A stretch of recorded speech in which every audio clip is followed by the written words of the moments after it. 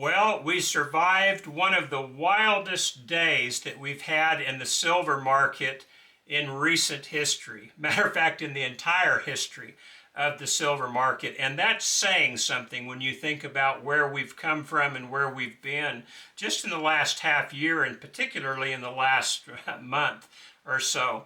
So I thought we would just kind of catch our breath right now. We're in between the close of the U.S. markets. Today is Monday, January the 26th of 2026, and we have had an incredible swing today in the silver market. I thought we would talk about that and maybe look at some of the things that I believe we need to be thinking about right now as we go forward in the silver market. And so let's just go ahead and look at where we've been.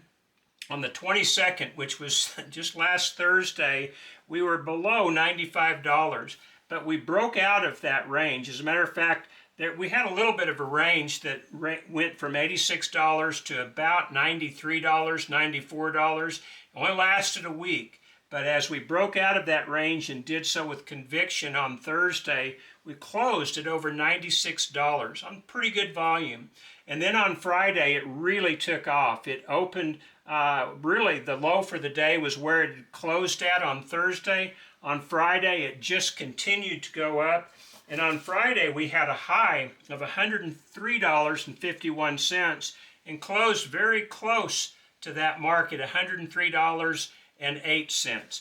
We had broken $100 and we had settled above $100. First time in history, an all-time daily high, an all-time weekly high, an all-time high period. And so over the weekend, there was some excitement going on in the silver market. What was going to happen?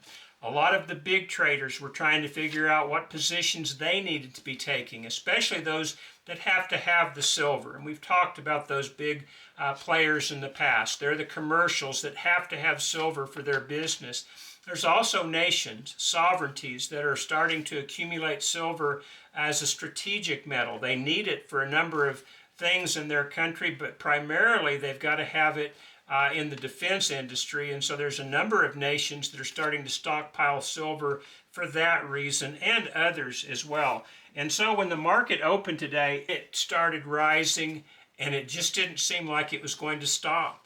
On the U.S. markets, it got as high as $117.84. And there was a lot of excitement in this market, wasn't there? Well, it was about that point where I started thinking about how fast everything had been going up recently. And I also thought about the fact that while I had had a plan in place, a firm written down plan to take a little bit of profit at $95 and then at $100, and then I wasn't going to touch it until it got up to $125. Well, I had not taken profit at 95 or 100. And I said something to my wife this weekend, and she just pointed out what she had heard some guy say, that if you don't go by your plan, you really don't have a plan at all, which was something I have told her a number of times. So when we started going up this morning, I just thought maybe this is a good time to take that profit that I had intended to take at this point. And so I called up my local coin dealer, and when he answered the phone, you could tell him that all was not well. He wasn't angry, but you could tell that he was just kind of out of breath and out of sorts as well. I asked him how things were going, and he said, "It is awful."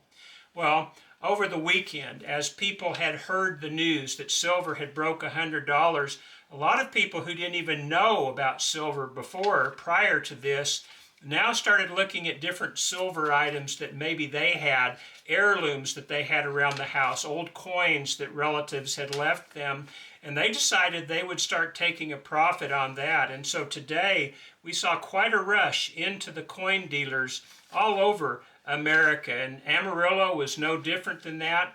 I just asked him what he wanted, what he needed the most, and his indication was he really didn't need anything right now. And the reason was because just a couple of weeks back, his refiner told him that it was going to be about 4 weeks before he could get paid for a massive load of silver that he had brought in at that time. And so that changed his business plan. And then over this last 2 weeks, the purchases on his end have outweighed the sales on his end. People wanted to come in and sell their silver.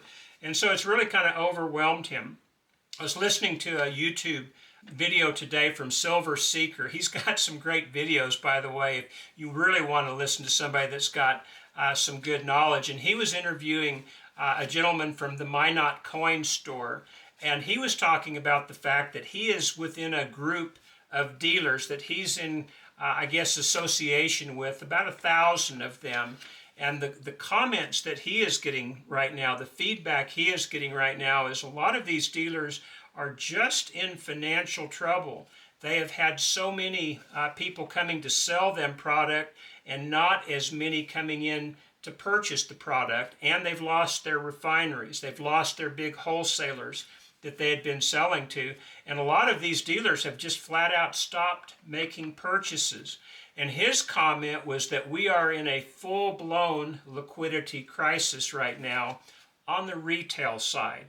A lot of people have been very disturbed at this, thinking that somehow the dealers or the refineries are in some kind of a collusion together to try and lower the price for the little guy, but that's not what's happening at all. On the big exchanges where they trade 5 1,000-ounce market good bars on their contracts, this type of demand is quite heavy right now, and this is the main part of the market. Retail maybe takes in 5-10% of the market, so the main part of the market's doing well, but the retail side is a little bit soft, to say the least.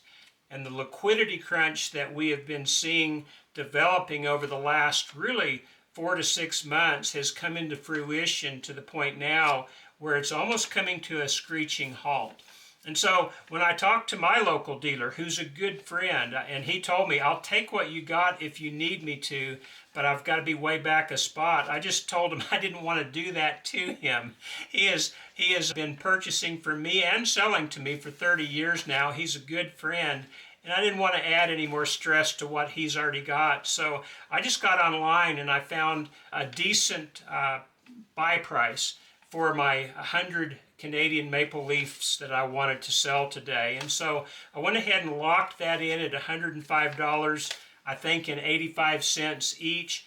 And then I've got to mail those in, and it'll take me a couple of weeks at best to be able to get the check for that. But I did go ahead and lock that in. I've started investing in mining stocks lately. And so when it got up to $117, that looked kind of toppy. It had gone up really quick, and so I sold about 2/3 of my miners at that point.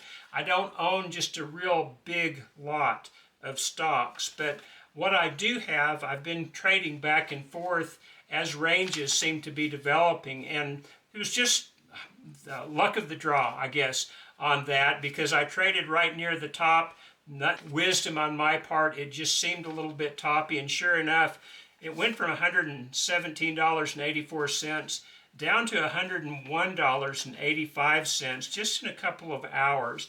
And since that time, it has bounced back a little bit.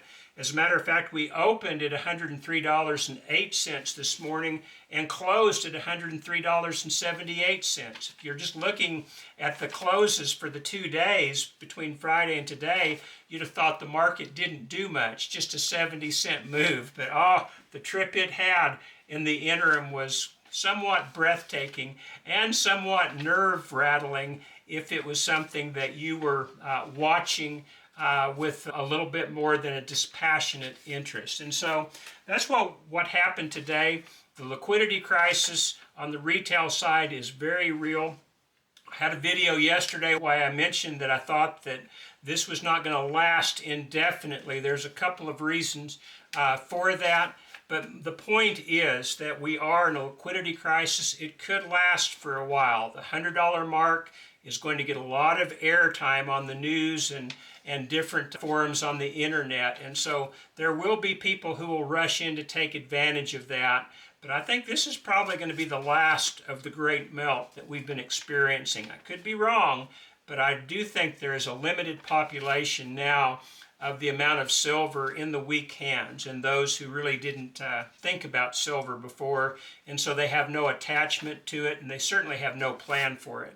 And so I just thought it would be good to look at that. This chart, by the way, is going to be history next time you see it. I almost made a new chart for today, but I wanted to show how rapidly things have gone up. We don't even have a top on this chart because it didn't go to $118. And so I'll get a new chart in the future for that. But I did want to show you the wild ride that we have had today. And there's a couple more things that I think that maybe we need to be making mention of.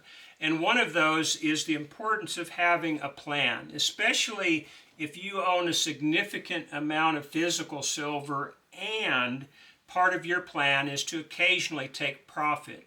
If your plan is just to accumulate as much as you can for as long as you can and to never touch it, I understand that mentality. It's an insurance type of mentality. It's a savings type of mentality. And if that is your plan, then days like this shouldn't bother you one bit because you weren't planning on selling anyway. You probably would much rather buy at $101 than $118. And so really this was not a terrible thing for you.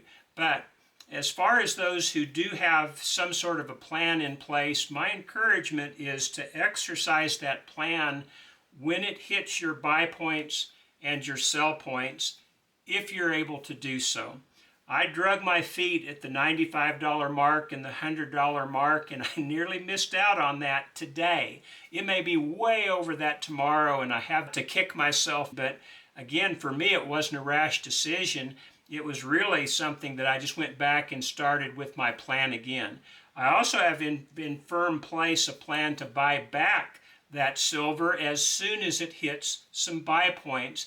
If it goes down, it may never go down to the point where it'll hit those buy marks that I have in mind, but if so, that's okay. I still have the vast part of my holdings intact. And so my encouragement to you is if you are doing this other than for a purpose of just stacking as much as you can to leave to your children, then I would have a plan in place so that the market actions on days like this don't influence you one way or another. You won't panic sell and you won't panic buy if you're going to not only have a plan, but that you're going to act according to that plan. This liquidity crisis that we have right now is very real on the retail side. They're backed up, the refineries are, for the product that they refine as much as 4 to 6 weeks right now. And so that could increase from where it's at, especially if more and more people bring in silver, and especially as people seek to take advantage of that. Look for advertisements where people will pay you cash for their silver, and just look and see what they're paying for that, silver and gold. Very likely they're going to be paying something along the lines of 50 cents to 70 cents on the dollar for that. And so there are going to be people who will sell at that point because they don't have a real good idea of what the value is in the first place, and to them it's just free money, so they'll go ahead and take advantage of that. So look for things like that to happen, and as they do, that will add to the glut of supply that's waiting to be refined. But at some point that supply is going to run out. Don't get caught up with selling to the pawn shops and the cash for gold, cash for silver type shops that will give you a much lower price for your silver than the actual spot price. There's still some good legitimate dealers around. Just do your homework on that, look around, and I think you'll find some dealers that if you have to sell will give you a fair price. And so keep that in mind. But again, get you a plan and operate by that. And then one last thing. One of, I believe, the most important things in life is to keep perspective. Silver is not our life. If you have had good experience with buying low and now it's much higher now, just be thankful for that. Maybe this will help give you some idea of what's going on and where we might be going in the future. The big players that need silver, if they continue to need silver, they will continue to bid it up on the big exchanges. It went up so fast today that it kind of had to take a breather. But One thing that I think is also instructive is this. On the COMEX today, just on the March contract, we traded over 312,000 contracts. That's over 1.56 billion ounces of silver in one day. That's nearly 2 years mining supply in one day. That is massive.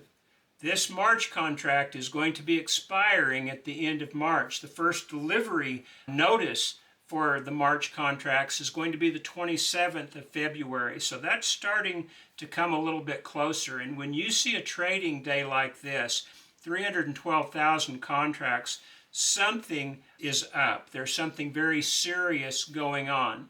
Whether it's just a sell-off and now people are going to rush for the exits, that could be. Watch that $100 mark. If that $100 base holds, well, we may be in a new reality, as one of the famous market analysts is saying right now. So keep your eye on that. Don't get too excited about it. We've got a good range right now between $100 and $117.85.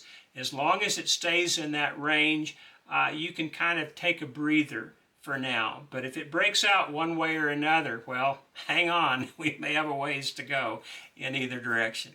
Appreciate your watching today. Let me know what you think about all this in the comments. I certainly have appreciated some excellent comments that have been coming in lately. I've learned a lot by them, information that I have not had before. So please continue to add your comments and know that I certainly appreciate it. And I think others in this community appreciate those comments as well. Appreciate those of you who have watched this far, and for all of you who have subscribed, I sincerely do. Thank you for doing that. But that's the video. Thanks for watching today. I hope we'll see you again tomorrow. God bless.